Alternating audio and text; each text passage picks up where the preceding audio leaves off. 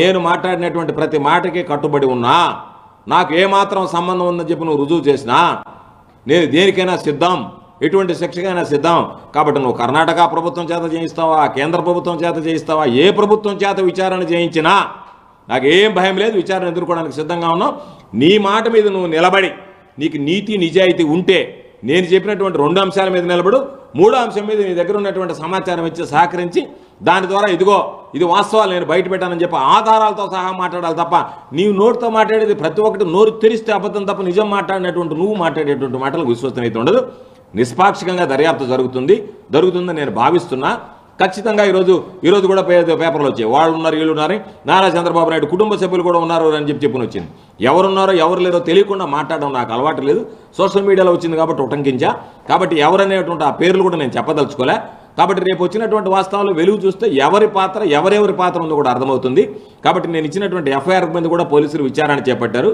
ఆ పాస్ ఏ విధంగా చేరింది, ఎందుకంటే నా తాత వ్యక్తిగతంగా కానీ లేదా ముఖపరిచయం కానీ ఏమీ లేనటువంటి వ్యక్తి.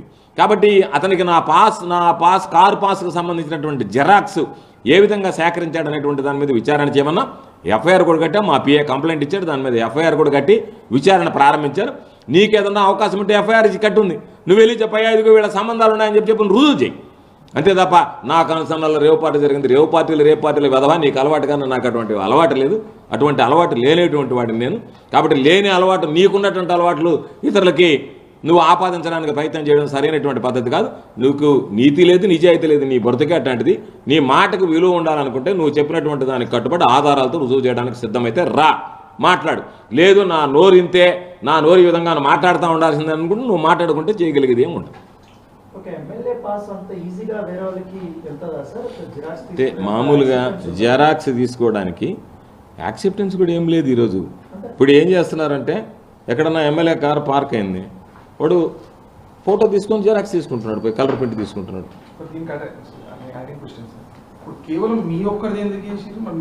నేనేం చెప్పేది ఏ ఎమ్మెల్యేదో దొరికింది, ఇప్పుడు నా దగ్గర దొరకబట్టే నా దగ్గరికి వచ్చింది, మిగతా ఎమ్మెల్యే దొరికితే వాళ్ళ మీదకి పోయింది, వాళ్ళ గురించి మాట్లాడినాడు. అట్లా ఉన్నటువంటి దాంట్లో ఆ కారుకు ఉన్నటువంటి పాసు నా కారు పాస్ చేరిందన్న దాని మీద, ఎందుకు చేరిందనే దాని మీదనే ఎఫ్ఐఆర్ చేయం. అతనికి ఎక్కడి నుంచి సేకరించాడనేటువంటిది కూడా సాక్ష్యాలతో సహా పోలీసులు వాళ్ళ విచారణలో తేలుతుంది. పోలీసు విచారణలో తేలిన తర్వాతనే కదా వాస్తవాలు వెలుగు చూస్తాయి. లేదు నాకు సంబంధించినటువంటిది ఏదన్నా ఉంటే ఎవరు ఇచ్చారనేటువంటి దాని మీద, ఎట్లా వెళ్ళిందనే దాని మీద కదా ఎఫ్ఐఆర్ ఇచ్చాం. ఎఫ్ఐఆర్ కాపీ కూడా మీకు ఇచ్చాం.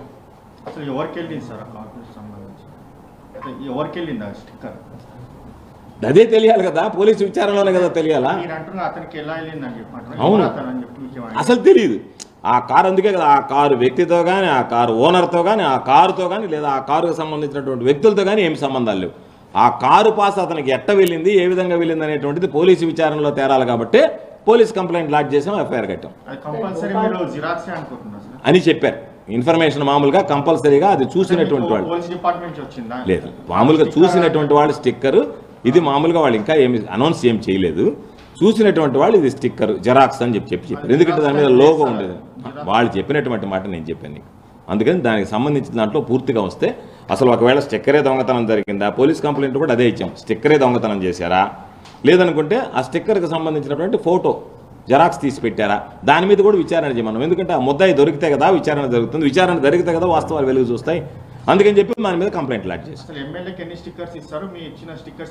నా దగ్గర ఉన్నాయి, ఎమ్మెల్యేకి 3 స్టిక్కర్లు ఇస్తారు, 3 స్టిక్కర్లు ఉన్నాయి. ఇప్పుడు మామూలుగా ఆ స్టిక్కర్ ఏమన్నా మ్యానుఫ్యాక్చర్ చేసాడా, ఏం జరిగిందనేటువంటి వాస్తవాలు ఎవరు తెలుస్తాయి, మన డిస్కషన్లో కాదు కదా, మనకు మామూలుగా విచారణలో తెలుస్తుంది. మామూలుగా అతను తీసుకొచ్చి విచారిస్తే స్టిక్కర్ ఎక్కడి నుంచి వచ్చింది, ఏ విధంగా వచ్చిందనే తెలుస్తుంది. సార్ ఇప్పుడు మీరు ఆధారాలు ఉంటాయంటారు, ఆయన దగ్గర ఆధారాలు ఉంటే సమర్పించమని మీరు అంటారు, ఆయన దగ్గర ఆధారాలు ఉన్నాయి, కోర్టు తర్వాత నేను ఒరే ఈ రోజే కేంద్ర ప్రభుత్వం ఉంది, అందుకని నువ్వు యాక్చువల్గా ఏం పడలే. నేను అదే చెప్పా, కేంద్ర ప్రభుత్వం సిబిఐ విచారణ, నువ్వు రేపు కోర్టులో వేయి పబ్లిక్ ఇంట్రెస్ట్ లిటిగేషన్ ఈ విధంగా ఉంది, నా మీద అనుమానంగా ఉందంటే నేను ఓకే అని చెప్తాను. పోయినసారి కూడా సిబిఐ విచారణలు అంతే కదా, నెల్లూరులో కోర్టు ఫైల్ మైలైనప్పుడు విచారణ ఉందనుకుంటే నేను వెళ్ళి కోర్టులో సరేనని చెప్పిన తర్వాత సిబిఐ విచారణ జరిగింది. దేనికైనా విచారణ, కేంద్ర ప్రభుత్వానికైనా విచారణకైనా ఒక గైడ్ ఉండాలి కదా. ఏమీ ఆధారం లేకుండా కార్ స్టిక్కర్ ఎవరితో ఉందనే దాని మీద నా మీద విచారణ జరగదు కదా. కాబట్టి నా మీద విచారణ జరిపించాలనుకున్నప్పుడు దానికి సంబంధించి నిబద్ధతతో మనం వెళ్ళి ఇదిగో ఈ విధంగా ఉంది వెళ్దామని చెప్పి వెళ్ళాలి. నేను దేనికైనా సిద్ధంగా ఉన్నాననే దానికి రెడీగా ఉన్నాను. సార్ మీకు బెంగళూరు పోలీసులు ఫోన్ కాల్ చేయలేదు నాకు ఎవ్వరు చేయలేదు, నాతో ఎవరు మాట్లాడలేదు, నాకు ఎవరు ఫోన్ చేయలేదు. నాకు సంబంధం లేదు, పరిచయం లేదు. అదే నేను చెప్పింది, ఆ ఫామ్ హౌస్ ఓనర్ నాకు పరిచయం ఉన్నాడు కదా, ఆ పరిచయాలన్నా బయట పెట్టిదిగో ఈ సంబంధాలు ఉన్నాయి, ఫోన్ మాట్లాడుతూ ఇప్పుడు నువ్వు నా దగ్గరికి ఈరోజు వచ్చి మాట్లాడావు, నీతో సంబంధం ఉన్నట్టు కాదు కదా. కాబట్టి నాతో పరిచయం ఉందా, ముఖ పరిచయం ఉందా, సంబంధం ఉందా, ఏముందనేటువంటి దానికి నేను కూర్చొని చెప్తాను. చంద్రబాబు నాయుడు కూడా రేవు పార్టీలో ఉన్నాడని చెప్తా, చంద్రబాబు నాయుడు కొడుకు రేవు పార్టీలో ఉన్నాడని చెప్తా, రేవు పార్టీలో రైడ్ జరిగే ముందు వెళ్ళిపోయినారని చెప్తా. దానికి మామూలుగా ఆధారం చూపించాలి కదా, ఏదో ఒకటి. ఏమి లేకుండా చెప్పడానికి ఏముంది, ఎవరి మీదనే చెప్పచ్చు. అందుకని ఇతిమిత్తంగా దీనికి సంబంధించినటువంటి దాంట్లో వీళ్ళు ఇది ఉంది అని చెప్పడానికి ఏదైనా ఒక ఆధారం ఉండాలి. కాబట్టి ఆధారాలు లేవు, కాబట్టి ఆధారాలు లేకుండా మాట్లాడుతున్నారు. కాబట్టి కారు పాస్ను బేస్ చేసుకుని ఆ కారు పాస్ వాళ్ళకి ఎటు వెళ్ళింది అనేటువంటి దాని మీద విచారణ చేసి పాస్పోర్ట్ లేదు నేను చెప్పేదనే, పాస్పోర్ట్ ఉందని చెప్పాడు. పాస్పోర్ట్ నా దగ్గర ఒక్క నిమిషం నాకు, అందుకనే కుట్ర ఉందా దాని మీద విచారణ చేయమని డీజీపీకి లెటర్ పెట్టారు. అదేమన్నా కుట్ర కోణం ఉందా, ఎవడన్నా దీన్ని కావాలని చేశాడా, ఇది ఉందా? ఎందుకంటే వాళ్ళ పోలీస్ దగ్గర ఏముందనేటువంటిది మనం లెటర్ పెట్టిన తర్వాత they will reveal the facts. ఇది ఉందా మా దగ్గర పాస్పోర్ట్ అని చెప్పి చూపించాలి కదా. ఇప్పుడు ఈరోజు పాస్పోర్ట్ ఉందని సోమిరెడ్డి చెప్పాడు. పాస్పోర్ట్ ఉంటే నేను లెటర్ పెట్టా, పాస్పోర్ట్ ఉంటే రివీల్ చేయాలి కదా, ఇదిగో పలానా పాస్పోర్ట్ ఈ కారులో ఉంది అనేటువంటిది రివీల్ చేయాలి కదా. రివీల్ చేయకుండా ఈ రోజునే రేపైనా గమ్ము ఉండదు కదా, నా పాస్పోర్ట్ నా దగ్గర ఉంది అని చెప్పి చూపించాను. కాబట్టి దీంట్లో కాన్స్పిరసీ ఏమన్నా ఉందా, కాన్స్పిరసీ మీద ఏదన్నా ఉంటే మీరు ఆ కాన్స్పిరసీ ఏ విధంగా ఉందనేటువంటి దాని మీద మీరు దాని మీద ఎంక్వైరీ చేయండి అని కూడా డీజీపీ కూడా లెటర్ పెట్టారు. వాడెవడో వెధవా లోఫర్వాడు రేపిస్ట్ ముండా కొడుకోడు వాడు ఏందో మాట్లాడేది, వాడి చరిత్ర ఎట్టాడితే నేను చెప్పా. వాడిని ఆడవాళ్ళు శ్రీనివాస మహల్లో 100 సార్లు చెప్పులతో చేపరకట్లతో కొట్టారండి. వాడితో ఒక బ్రతుకు వాడు బతుకుతున్నాడు.